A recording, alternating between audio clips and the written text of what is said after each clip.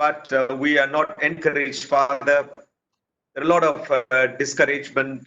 There is heaviness of heart to hear of people dying and people falling sick in different parts of the world.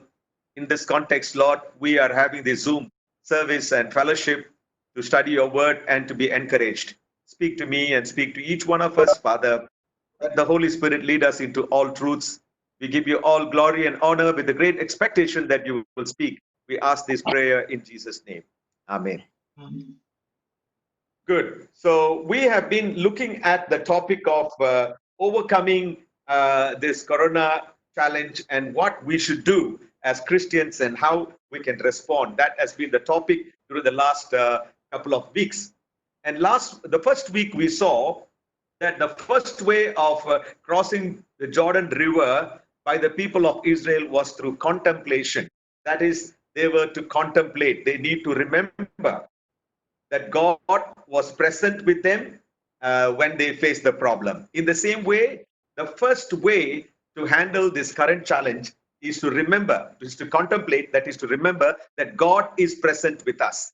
So you and I need to remember that we are not alone, but God is with us even as we face this corona challenge. Number two, we saw in contemplation that we should remember God's principles, God's promises and the commandments when we face this corona challenge. And number three, we saw God's provision, that God will give his grace, God will give his strength, God will give his comfort, God will be with us, and God will guide us through his principles, and God will provide us his grace. That's what we saw in the first week when we focused on Joshua chapter 1 and 2. Then last week, we were looking at the second way of handling this crisis or this challenge. That is, in order to overcome or handle this COVID-19 challenge, we need to consecrate ourselves. That's what we saw last week. And what do we do by consecration? We need to consecrate our lives by surrendering ourselves to be cleansed in order to be made inwardly clean. We were expected to totally surrender our lives to God. Number two, we saw that we should commit our desires. All of us have different plans, agendas, travel plans, family plans, and business plans. All these plans and desires, agendas are to be surrendered to God, committed to God, so that they'll be aligned to God's will. We need to transfer the ownership. Everything that belongs to us should be transferred to God. Thirdly, we saw we should crown Jesus. That is, tell Jesus that you would glorify Jesus in everything that we do. So last week we saw that through consecration, we can handle this challenge, and that is by surrendering totally our lives into God's hands and transferring the ownership of everything that belongs to us into God's hands. And thirdly, by telling God that you would glorify only God in your life. Today, we are going to see the third important method or way to handle COVID-19 challenge. That is by understanding the concept of confirmation. So number one, it was contemplation. Number two, it was consecration. Number three, it is confirmation. Today, we will be focusing on the confirmation of who God is. When we face this COVID-19 challenge, we will be able to understand who God is. And number two, we are going to look at the commandment of God. So number one, confirmation of God, to know who God is. Number two, the commandment of God. What is God commanding us to do?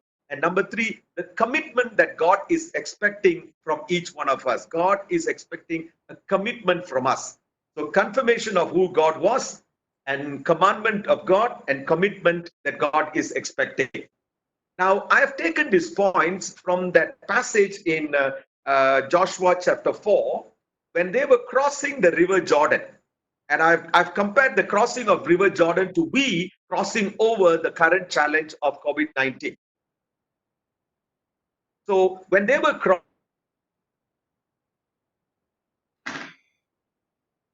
revealing who he was through the crossing of river Jordan experience. When they were going through that river Jordan, God wanted to reveal who he was. And God also wanted to reveal what he expected from them. You know, when God does something from us, we all want to receive what God is giving us. But we should also remember that God is expecting something from us. So through this experience, of crossing the river, God was revealing himself and God was commanding and God was expecting a commitment from them. And today, as we are facing this pandemic, God, through this experience, wants to reveal who he is. In fact, people did not want to know who God is, and people were not interested in knowing about God. I think people have started forgetting God. Man has started taking control of his life, his businesses, and everything that he does, and he thinks that he can lead a life without God. But in that context, by bringing or allowing this COVID-19 challenge, God wants to reveal who he is. That's very, very important. And also, God wants to reveal that he's expecting from something from us. And how do we know that? When you look at the history of the people of Israel, it is this incident of crossing the Jordan River is a very significant event in the biblical history. The Israelites waited for 40 years, but now the time has come for them to cross the river Jordan. It was an important moment as they walked across the river of Jordan, and God, in a miraculous manner, opened that river and he paved a road for them to walk through. So this is a very, very historically significant miracle event.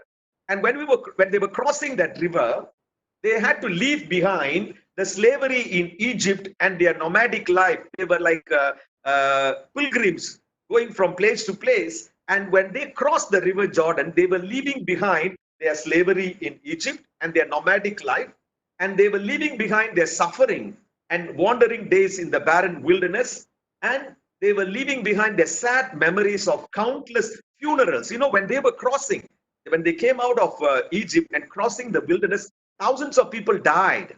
And so the thought of slavery they had to leave behind, the thoughts about their sufferings and wandering days they were leaving behind, and they were leaving behind the sad memories of countless funerals for an entire generation of people who would not trust God's promises. So those who did not trust God's promises, they died in the wilderness. Only people who trusted, they were going forward and crossing that river Jordan. So historically, it is a very, very important incident because they were leaving behind their past. And not only that, when they arrived at the river Jordan, they found that there was a flood. They were facing the river, and it was the water was flowing in a very dangerous manner. I'm sure that they would have been frightened at that moment, as we are all frightened now because of COVID-19. In the same way, they were confronting that Jordan River. It was like confronting a dangerous situation. The river was impossible to cross. Unless some miracles take place, they would not have been able to cross. And God intervened. That's very important. And God performed a miracle that was similar to the miracle of that is recorded in the book of Exodus when the people crossed the Red Sea. My dear brothers and sisters, I want to encourage you. Today, COVID-19 could create a kind of frightening situation, terrifying situation, troubling situation. But when God intervenes, when there is a divine intervention, we can cross over this challenge. That is the encouraging message. And the people of Israel, when they were encountering that dangerous situation, there was the divine intervention because God intervened and performed a miracle. That's what we see. And God rolled back the waters of the Jordan River just as he had done with the Red Sea. Here, it was God's intervention again in the same way to assure that he was with them. He was with them. And I want to encourage you, my dear brothers and sisters, the God who intervened in the lives of the people of Israel when they were encountering River Jordan challenge, dangerous situation, is alive and true even today. And he can intervene. And if there is a divine intervention of God, we can cross over, walk over. We can overcome the current challenge of COVID-19. That is the important message. So what was God doing? By intervening, he confirmed.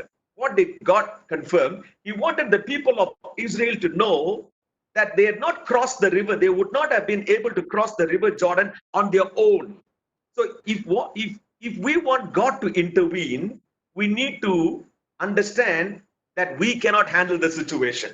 God confirmed man's inability, and at the same time, God confirmed his own ability. So, this is something very, very important. We need the vaccine for COVID-19. We need the medical treatment. We need all the medical help coming from the healthcare workers, the doctors and the nurses, and so on. But above all, we need to know that we cannot handle the current situation just with the help of the doctors, the vaccine, or the researchers, or the medical staff, but we need to trust and be confirmed that only God can get rid of this COVID-19 challenge. So God was confirming an important truth, that is, man will never be able to handle that. And you and I need to accept that. We need to be sure that we cannot handle the current situation.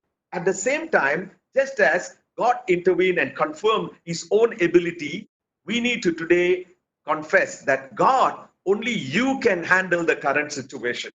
I confess my inability. We confess our inability. At the same time, we confess and we confirm your ability, God. That's what we are expected to do. And because by his power and faithfulness, God accomplished.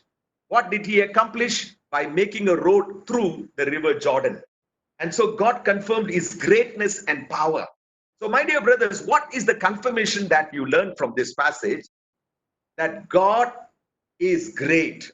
God is great and powerful. Three things you understand regarding God. God's greatness and power is clearly brought out through this crossing of River Jordan incident. In Joshua chapter 3, verses 15 and 16, you read, now the Jordan is at flood, and all flood stage all during the harvest. Yet as soon as the priests who carried the ark reached the Jordan and their feet touched the water's edge, the water from upstream stopped flowing.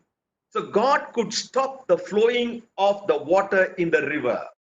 And then we read, it piled up in a heap a great distance away at a town called Adam in the vicinity of Zarethan, while the water flowing down to the sea of the Arabah, that is the Dead Sea, was completely cut off. So God is so powerful that you could stop the flowing of the water in the river, and God could completely cut off the flowing of the water. The water flow stopped, and the river water stopped moving.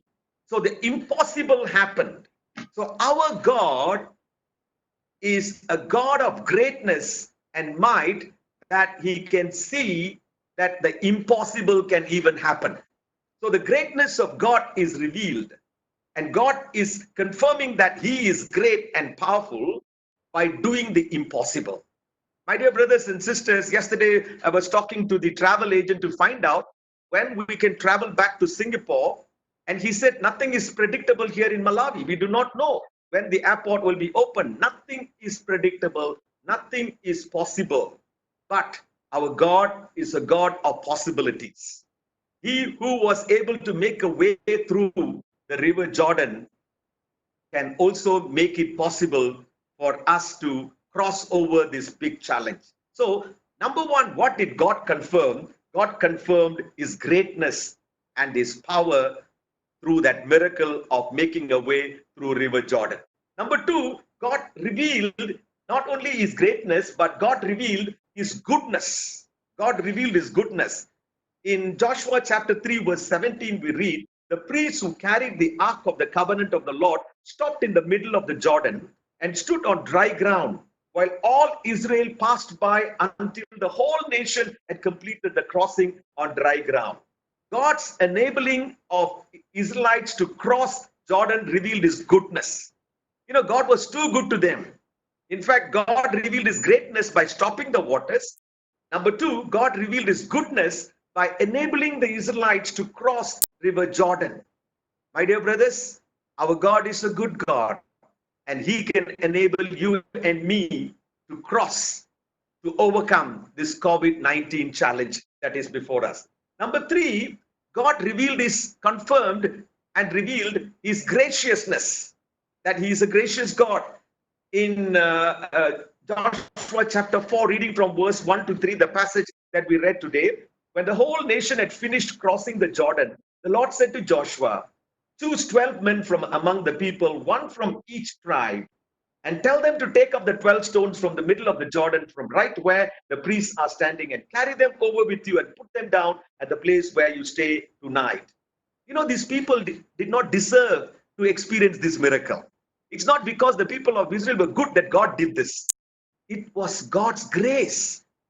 God was too good to them. In fact, they have been unworthy of God's goodness. They have been disobedient to Him. They have been sinful. But still, God was kind to them. That speaks of God's graciousness. My dear brothers and sisters, you and I are not standing before God because of our goodness, because of our holiness. It's not because I'm prayerful that I'm sharing this word and I'm more that I'm better than you, that I am preaching this word. No, we are coming to God, pleading for His grace. We are not worthy of His goodness. We are not worthy to experience His power in our life, but still, our God is a gracious God. And so, the three things that God revealed about Himself is that He was great, His graciousness. Number two, that He was good. And number three, that He was gracious. So, we are now coming to God because of God's greatness and God's goodness and God's graciousness. And so this is what God confirmed, the confirmation of God. Number two, what did God command? He commanded something. You know, in Joshua chapter 4, verses 1 to 3, we read that God told them to take up 12 stones. He's commanding them to do something. You know, there, through the crossing of the river, you come to know the greatness of God. But through the stone incident, the 12 stones that were taken from the middle of the river, and it was brought out and it was placed at the place where the priest was standing. So God was commanding them to do something. He commanded them to take 12 stones. And I want to focus on the significance, the sign of the 12 stones. What does it speak of? In Joshua chapter 4, reading from verse 4 to 7, he says, each of you is to take up a stone on his shoulder according to the number of the tribes of Israel to serve as a sign among you. You know, the stones speak of a sign. It has a significance. What is the spiritual significance of the stone, the 12 stones? And I want to bring an important spiritual truth from that. The stones were specifically placed in a circle in the place where the heads of each tribe stood at the meeting that the 12 tribes had with Joshua. After coming out of crossing over the sea, the river Jordan, they were all standing outside beyond. And there they were standing with Joshua. To that place, they took 12 stones and they placed that in a circle, following the crossing of the Jordan River in the land of Israel. So the stones serve as a sign. What is the lesson that we learn from this? The stone is a constant reminder to them of God's greatness. It's a constant reminder to them of God's goodness. It's a constant reminder that what they were was not because of their goodness, but because of God's graciousness. So it is a sign reminding them it was there, put there. So my dear brothers, this is the time for you and me to remember God's greatness in our lives in the past, and we need to remember God's goodness in our lives in the past, and we need to remember God's graciousness. You know, here the stone signifies a reminder that we need to be grateful to God. That stone signifies or reminds us that we should not be ungrateful to God, or we need to always remember that we are what we are because of the greatness, goodness, and gracious of God. You know, the people of God today have become ungrateful. This, I think, COVID-19 is a reminder to all of us that we have been ungrateful to God. The stone was a reminder to remain grateful to God. My dear brothers and sisters, we have taken our blessings for granted.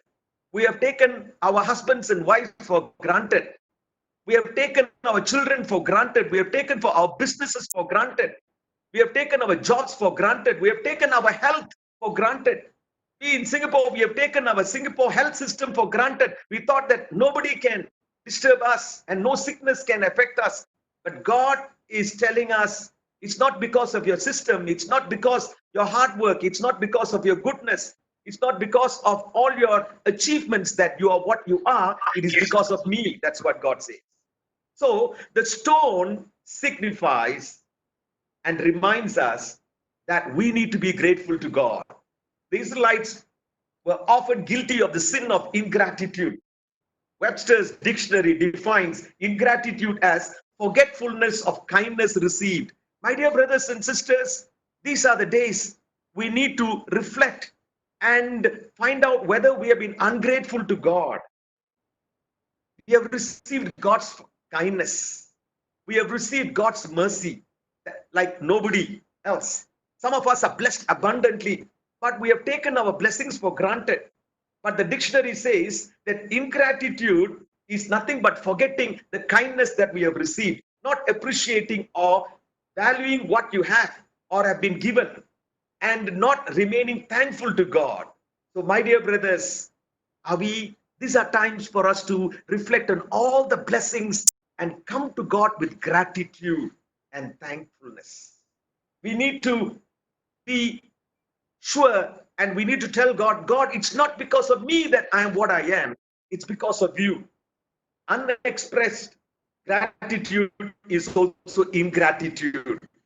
How many of us thank God? We spend time to thank God. If you do not thank God constantly for what we have received, that is a sign of ingratitude, of being ungrateful. You know, brothers and sisters, if somebody gets you a job, good job in Malawi, whenever you meet that person, you will be thanking him. If somebody gives you money that you have not expected, you will be thanking that person many times. If a doctor heals you from COVID-19, you will thank you for many times. Many times you will thank him. But we need to thank God for not allowing COVID-19 so long in our life. We have taken our health and goodness for granted. So, my dear brothers, this is the time for us to remain grateful to God. And this is the time for us to be thankful to God. Are we thanking God? In 1 Thessalonians chapter 5, verse 18, Paul says, give thanks always. Give thanks to God always. Our lips should not be grumbling over the current COVID-19 situation, for being locked down or for not being able to move around and enjoy life, but our lips should be filled with praises and thanks for God having been good and kind to all of us all these years. This is a command. So God is commanding us to thank, because he commanded them to take the 12 stones and put that. And the 12 stones, that command is to remind them to be grateful and thankful to God. My dear brothers and sisters, ingratitude is nothing but failing to realize that what you have received from God. Failing to remember to thank God for what you have received from him. That is ingratitude. Ingratitude, William George Jordan says, ingratitude is a crime. Ingratitude is a sin, more despicable than revenge, which is only returning evil. Revenge is returning evil for evil, but ingratitude is returning evil for good. If we don't thank God, if you're not grateful to God, you are returning evil for the good that you have received from him. According to him, there is always something to be thankful for. My dear brothers, may the Lord help you and me to take time and be quiet in our rooms to list down all that we have received from God and be thankful to God. Billy Graham said, gratitude is one of the greatest Christian virtues. Ingratitude is one of the most serious sins of Christians. If you and I fail to be grateful and thankful to God, we are committing sin against God, because we have been abundantly blessed by God. We have already seen that God confirmed who he was through the crossing of river. Secondly, we saw that God commanded them to remain grateful to him through the setting up of the 12 stones. And thirdly and finally, we see God demanded commitment from his people. Commitment. So it was a confirmation of who he was. Number two, it was a commandment asking them to be grateful, remain grateful. Number three, he is demanding a commitment from his people. What commitment? Come with me to Joshua chapter 4, verse 24.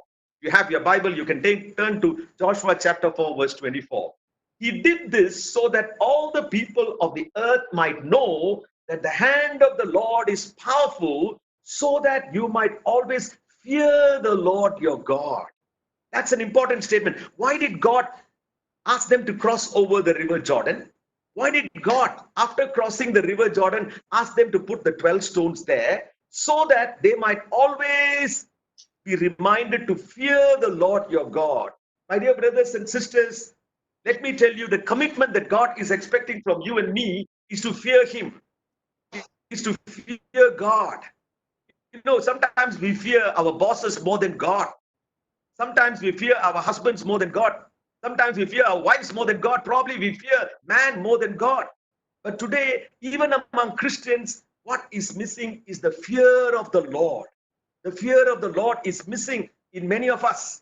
In Malachi chapter 1, verses 6 and 7, Malachi says, God says through Malachi, a son honors his father and a servant his master. But if I am father, where is my honor? And if I am your master, where is your fear for me? My dear brothers, God wants you and me to fear him.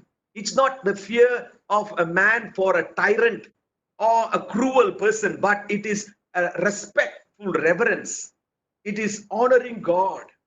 Says the Lord of the host to you, priests who despise my name. My dear brothers, God is demanding from us a conviction. What is that conviction? That we will fear him. Commitment expected by God is that we would always fear the Lord. This is the time to search our hearts and find out whether we really fear God or fear man. I'm sure that many of us are frightened of COVID-19. But let me tell you, if you fear God, you will not be frightened of COVID-19. But if you don't have the fear of God, you will be frightened. You will be having sleepless nights. I'll be having sleepless nights. When I hear the news of people dying everywhere, fear will grip me that I would also become a victim. But if we fear the Lord, we need not fear even COVID-19 and its effect and impact on the people of the world. So God is demanding from us a commitment that we would always fear the Lord our God. To fear God, what is the meaning of fearing God? It is absolute reverence and awe for an almighty and all-powerful God, coming with the fear and trembling before the holy God. And not only that, fear of God means to have God consciousness always, that God is watching us, that God is seeing us. Whether my wife is with me, my husband is with me, whether my father or mother, whether they are observing me or not, my God is watching me. I need to have that God consciousness. To fear God is to realize that God is watching over whatever we are doing, whether we are at home, whether we are looking at the computer, whether we are watching something in our handphone, whether we are listening to something that nobody else is listening with our ear plugged. But God is listening. God is watching. So fear of the Lord is to realize that God is watching over whatever we are doing. Nothing can be done without God's knowledge. Fear of God is to fear to commit sin, fear to commit anything that will displease God. My dear brothers and sisters, have we been living a life without the fear of the Lord? Have we failed to realize that God is watching over us, that sometimes we do things not bothering about God at all? Do we have the fear of the Lord? And have we stopped committing sin? Or are we boldly leading a life of sin, committing sins that are displeasing God? To fear God is to do only the things that will bring honor to his name. Only the things that will bring honor to him. My dear brothers and sisters, God is demanding this commitment from you and me to fear him, to revere him, and to have God consciousness, and to realize that he is watching every moment, watching you and me every moment. To fear and to make a commitment that we will not commit sin, and to make a commitment that we will not do anything that will displease him, and a commitment that we will bring honor to him. My dear brothers and sisters, God is calling us to realize that is all powerful and He's in control of the situation. I'm coming to the end of my sharing. God wants us to realize that He's all powerful and He is in control of the current situation. Let not your faith be shaken by what you hear, what you read through WhatsApp, or what you see in the television, but realize that God is powerful and He is in control of the current situation. And number two, record what He has done to you. You know, one of the things that I'm pleading with you, I'm trying to do that. I'm trying to write in my diary, remembering to write in my diary what all God had done to me without me asking Him for. Sometimes we don't ask, but God gives us. There are plenty of hundreds of things that I have received in my life that I have never asked Him, but He has automatically given. This is the time to take a diary and write down, just as the 12 stones were put there as a sign, as a reminder for them to be grateful. Here, let us take our diaries, take our pens, and recollect, take time in our rooms and write down what all we have received from God as blessings that we have never asked Him, but yet automatically given. I did not ask for a job, but God gave me a job. I never asked for any position, but God has given me position. I never asked for a good wife or good children, but God has blessed me. All these things are God-given blessings. And so I need to write down all of them and record what God has done for us. And remember to be grateful and thankful to Him always. And rededicate to fear Him and walk with God consciousness always. My dear brothers and sisters, I want to end with these words. Number one, realize that God is powerful and He is control of the present situation. Don't be frightened. He who helped the people of Israel to cross through River Jordan will handle that situation. But we need to be grateful to Him. Record what He has done in your life all these years. Write them down one by one. As somebody sang, and we have sung that song, count your blessings, name them one by one, and it will surprise you what the Lord has done. So we need to write them down so that, and then be grateful and thankful to Him. And finally, we need to rededicate our lives to fear Him and walk with the consciousness that He is watching me always. His eyes are upon me. Shall we pray? Shall we all close our eyes and come with fear and trembling before God and reflect on what we have heard this evening? My dear brothers, my dear sisters, be encouraged this evening. He who enabled the people of Israel to walk through that River Jordan is in control of the current COVID-19 situation. He is powerful. He is powerful, all powerful, and He is a good God. He is a great God. He is a gracious God, and He will be good to us. He will be gracious to us. He has enough power to put this COVID-19 behind us or put it to an end. And God has done many blessings to us, given us many blessings, granted us many blessings. Let's write them down, remember them one by one, and let's be grateful to Him. Let's confess our ingratitude and say, God, I have failed to be grateful to You. I have failed to be thankful to You. I have taken Your blessings for granted. Forgive my sin of ingratitude. And let's rededicate and make a decision today that we will fear Him and walk with Him with the consciousness that He is watching us every minute and every moment. Shall we pray? Our gracious Heavenly Father, we come with fear and trembling to Your holy presence, Lord. Father, Lord, You were with the people of Israel and You enabled them to cross through the river. What a marvelous, what an impossible event, Father. And so, Lord, we are looking up to You with that same expectation that You will help us to overcome the current COVID-19 challenge, Father. If You could do that miracle for the people of Israel, we know that we are Your people, and You can and You will do for us also a similar miracle now, Lord, that we can overcome the current COVID-19 challenges, Father. There is fear everywhere. There is worry everywhere, but we are not going to be frightened, Father, because we trust in You, Father. We trust in You. We look up to You, Father. We are ready to obey Your commandment to be grateful to You, Lord. Lord, give us the heart full of gratitude and thanks. So many blessings we have received from You. I am unworthy to be what I am now, Lord. Whatever I have, whether it's a family, a wife, or children, blessings or financial resources or house, job, business, all these are from you, Father. Lord, very often we are proved to be ungrateful. We are guilty of ingratitude, Father. Forgive our sins of ingratitude. Fill our hearts with joy. Fill our hearts with thanksgiving. Fill our lips with praises and thanks. Help us to be thanking you, worshiping you, praising you every minute, Father. Not murmuring or grumbling over the current situation. We are not going to do that from today, O Lord. We are going to be people of gratitude and thanksgiving. And we'll be thanking you every minute, even when we are sleeping, when we are awake, when we are walking. Let our lips be always thanking you for what we have received from you, for even keeping us alive in the current situation in good health, Father. None of us have been affected by any of these problems because you have surrounded us, Father. We are thankful for that. Keep us as men and women of gratitude. And this evening, Lord, we make a commitment, Father, that we will fear you, Lord. We have not feared you as we should have feared you. We have very often forgotten that you are watching us.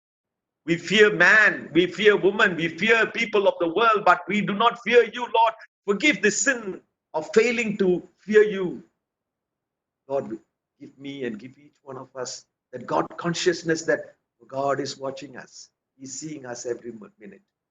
And you will never allow anything to happen to us, Lord, because your eyes are upon us. We thank you. We praise you for this evening. We surrender our lives into your hands. And we trust in you that he who helped the people of Israel to cross over River Jordan will also enable us, help us to cross our River Jordan, COVID-19, today, Lord, and in the days to come. Bring us back to a life of normalcy. We thank you, we trust you, we praise you, surrendering our lives to lead a life of fearing you and living for you, with you, and living as men and women of gratitude. We ask this prayer in Jesus' name. Amen. Thank you.